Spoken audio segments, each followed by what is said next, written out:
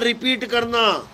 जो अक्षर उसको समझा दिए गए हैं कि तूने नमाज में ये पढ़ना है, सुबह की नमाज में ये पढ़ना है, दोपहर की नमाज में ये पढ़ना है, वो उसी को सारी उम्र रटता रहता है। क्या रट रहा है? अक्षर। यही आरतियों का खेल है। सुबह की आरती, दोपहर की आरती, शाम की आरती, क्या रट रहे हो? वही डिट्टो अक्षर रोज रट रहे हो, रोज। यानी याद भगवान को करना है, याद परमात्मा को करना है, और क्या लेके बैठ गए? अक्षर। बस यही अज्ञान है। तो कबीर साहब इन्हीं अक्षरों से परे उस सार शब्द, उस आदि अक्षर का भेद बताने के लिए इस संसार में आते हैं। ये जो अक्षर हैं अलग अलग भाषाओं के, ये जीव का खेल है, जीव का। अगर जीव है तो अक्षर हैं, जीव नहीं तो कोई अक्षर नहीं। जिसकी जीव नहीं वो क्या क्या नाम जपेगा? राम राम राम राम। क्या करेगा? जिसके दोनों हाथ कट गए वो माला कैसे फेरेगा? साहिब ने बोला माला तो कर में फिरे, अब कर है तभी तो फेरेगा, और कर ही नहीं है तो कैसे फेरेगा? माला तो कर में फिरे, जीव फिरे मुख माही। जीव है तो फिर रही है मुख में, और जीव है ही नहीं, कट गई, अब क्या फिरेगा? नहीं समझ रहा इंसान। माला तो कर में फिरे और जीव फिरे मुख माही, ये मनवा दसों दिसी फिरे, ये तो सिमरण नाही। यानी ये सिमरन नहीं है जिसको तुम माला फेरना, नाम जपना मान बैठे हो। आज वृंदावन में बड़े बड़े संत बैठे हुए हैं, राधे राधे राधे राधे राधे राधे राधे करवा रहे हैं। जीवन बर्बाद करा दिया उन लोगों ने। जब किसी को प्यास लगती है तो माला नहीं फेरी जाती कि पानी पानी पानी पानी पानी पानी, प्यासे मर जाओगे। क्या करना है? पानी पानी जपना छोड़ और पानी को ढूंढ, कहां पे पानी है। इसीलिए कबीर साहब ने ढूंढने की बात करी है। मुँह को कहां ढूंढे रे बंदे, मैं तो तेरे पास में। वो हमारे बिल्कुल पास है, लेकिन हमें उसका एहसास नहीं है, हमें उसका आभास नहीं है। इसलिए पास होता हुआ भी बहुत दूर है।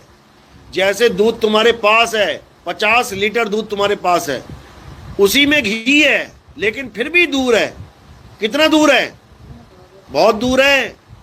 एक दिन तो दूध से घी बनने में दही बनने में लग जाएगा। तो दही कितनी दूर है तुमसे? एक दिन की दूरी पे है। उस दही से तुम मक्खन निकालोगे, मक्खन जमा करोगे थोड़ा थोड़ा करके। हफ्ता भर मक्खन जमा किया तो एक हफ्ता दूर हो गया मक्खन तुमसे। उसके बाद उसको गर्म करोगे, घी निकलेगा, तो समझ लो कि 1.5-2 हफ्ता दूर हो जाएगा काम। यानी अज्ञानता में जो हमारे चीज पास है वो भी दूर हो जाती है। और कहते हैं ज्ञानी जन के पास में, अज्ञानी से दूर। जो ज्ञानी है उनके बिल्कुल पास में है, उनको पता है इसी में है घी, वो कहीं और जाएंगे ही नहीं, उसी को रिड़केंगे। तो कहाँ है परमात्मा? हमारी आत्मा में परमात्मा का वास है। अपनी आत्मा को छोड़ के अगर तुम कहीं भी ढूंढने निकल गए तो समझ लो तुम्हारा जन्म बर्बाद है।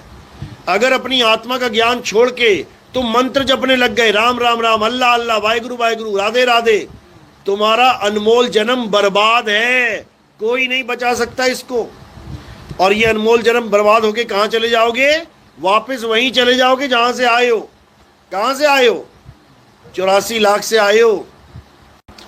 84 लाख का सफर पार करके यहां पहुंचे हो, और उसी 84 में वापस चले जाओगे अगर ये आत्मज्ञान तुम्हें नहीं मिला तो। इसीलिए कबीर साहब बोल रहे हैं, जल में मीन प्यासी, मोहे देखत आवे हांसी, आत्मज्ञान बिना नर भटके, कभी काबा कभी काशी।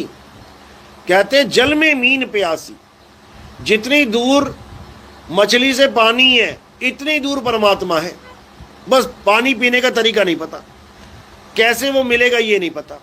तो कह रहे हैं जल में मीन प्यासी और मोहे देखत आवे हांसी, आत्म ज्ञान बिना नर भटके, कभी काबा कभी काशी। यानी अपनी आत्मा का ज्ञान नहीं है कि मैं क्या हूं, मैं कौन हूं, और परमात्मा को ढूंढने निकल गया।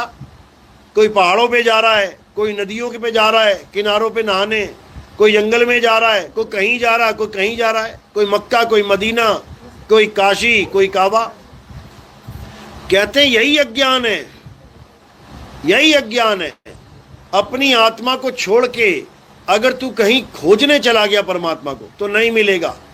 दूध तुम्हारे पास है, दूध को छोड़ के अगर दही को कहीं और खोजने निकल गया, घी को कहीं और खोजने निकल गया, तो जीवन बर्बाद है। वो दूध में ही है, लेकिन उसको पाने का तरीका तेरे पास नहीं है। वो गुरु धारण करेगा तो मिल जाएगा। तो हमें कैसा गुरु धारण करना है? जो हमें आत्मा में परमात्मा का अनुभव करवाए। हमें वो गुरु धारण नहीं करना जो हमसे भगवान के नाम जपवाए कि हाँ बेटा नाम दीक्षा दे देता हूं तुझे, चले गए बेचारे भाव भाव में, हाँ गुरुजी दे दो बेटा जब तू राम राम राम। अरे गुरुजी तुम पैदा भी नहीं हुए थे तब भी लोगों को पता था कि राम राम जपना होता है, राधे राधे जपना होता है, ओम नमः शिवाय जपना होता है। तुम्हारे पैदा होने का फायदा क्या हुआ लोगों को? जो लोगों को पता है वही बताते जा रहे हो, जो लोग पहले से जप रहे हैं वही जपवाते जा रहे हो। गुरु का मतलब नाम जाप नहीं होता, गुरु का मतलब ज्ञान होता है। गुरु हमें ज्ञान देता है, नाम नहीं देता। लेकिन ट्रेंड ऐसा चल गया है कि हर गुरु नाम देने में लग गया है। क्यों? देखा देखी, वो नाम दे रहा है 2 मैं 3 दे देता हूं, ये 3 दे रहा है मैं 4 दे देता हूं, ये 4 नाम दे रहा है मैं 5 दे देता हूं। बड़े करने में लग गए एक दूसरे को। उसके बाद देख रहे हैं और कोई तो नहीं है 5 से ज्यादा वाला, फिर खबर फैला रहे हैं 5 नाम देने वाला सतगुरु होता है। यहां 7 वाला भी आ गया एक, उसके बाद 10 नाम देने वाला भी बैठ गया आके। तो ये खिचड़ी पकती जाएगी।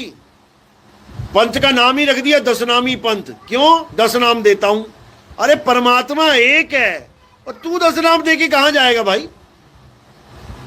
परमात्मा एक है, उसके हजारों लाखों करोड़ों नाम बना के बैठ गया इंसान, कैसे कल्याण होगा? जब ऐसा गुरु मिलेगा जो सारे नामों को किनारे कर देगा और तत्व ज्ञान को आगे कर देगा। हे अर्जुन,